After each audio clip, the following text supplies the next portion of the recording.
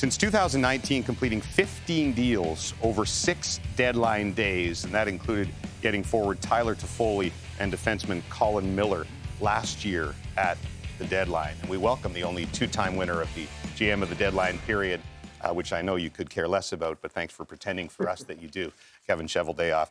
You added Chris Driedger, who returns to Winnipeg as depth goaltender. What do you hope to do today to improve a team that's already the best in the NHL?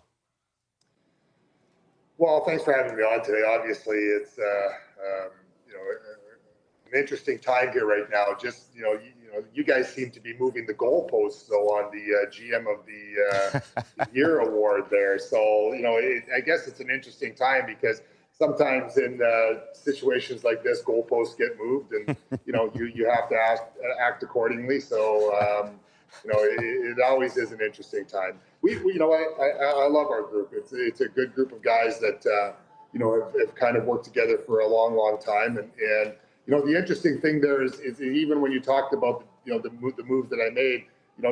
Last year we traded for Sean Monahan so far early that no one thought it was a deadline deal. So and it's not about the moves you make. I guess it's about the results in the end. And we'll see how it goes. You've seen situations over the course of time where bold moves are made and nothing happens, and we'll see how things unfold. But I think it goes back to the end of the day is any move you make, you have to put it up against what it displaces on your team and what that does to your team, and certainly it has to be the right fit. Next year, we'll send you our official rules for the GM of the Year and what the period is, so you can act accordingly before the deadline. We know you're in the market for a second-line center. To what extent were you in on the Brock Nelson chatter, if you will share? Well, I think, it's incumbent upon every general manager to be, active and involved and understand what the marketplace is. I think you have to understand what's realistic from an asset standpoint, but you also have to understand, what's realistic from the ability to actually acquire that player. And I think that ability is different for every single team as well. So, again, it's part of the business.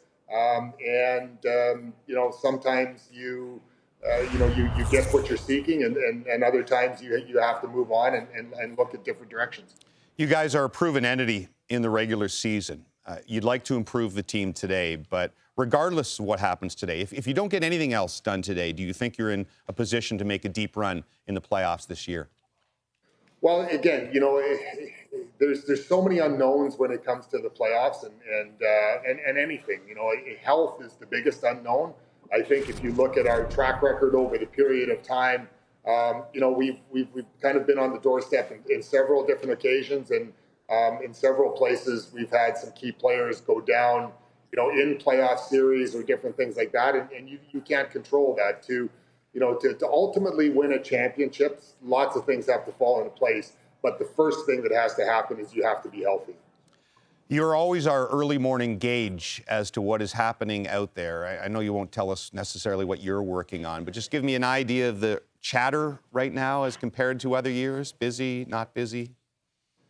Yeah, I think it's busy, but and every trade deadline takes on its own life. But again, this one's unique, and I'll probably save it for maybe like chapter 15 or 16 of my book. We look forward to reading that, and best of luck in your pursuit of the first ever GM of Trade Deadline Day Dynasty, already the only two-time winner. That's Kevin Cheveldayoff. Have a great day, and thanks so much again for taking some time out and joining us today. Thanks, James.